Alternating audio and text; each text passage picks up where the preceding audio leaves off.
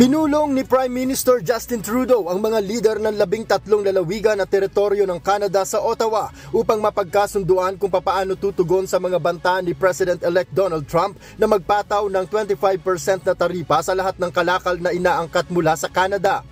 Binabalak nilang magtakda ng mga retaliatory tariffs at suriin ang mas matinding hakbang tulad ng paglalagay ng buwis sa langis, uranium at potash upang mapataas ang presyo ng mga produktong ito para sa mga mamimili at negosyo sa Estados Unidos. Suportado ng ilang premier tulad ni Ontario Premier Doug Ford ang retaliatory tariffs at binanggit na hindi pwedeng palampasin ang ganitong pag-atake.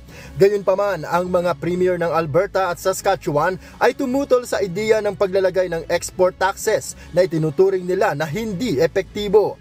Ayon sa premier ng Saskatchewan na si Scott Moe, mas mabuting iwasan na lang ang taripa at magtulungan upang mabawasan ito. Sa kabila nito, ipinahayag ni Trudeau na may pagkakataon ng Canada at Estados Unidos na magsanib puwersa sa larangan ng enerhiya, kung saan may mga mahalagang mineral ang Canada na maaaring magbigay ng tulong sa technological transformation ng ekonomiya ng Estados Unidos. Sa kasalukuyan, 4 na milyong barel ng langis kada araw ang ipinapadala ng Canada sa Estados Unidos. Noel Poliarco, humahataw sa balita ngayon!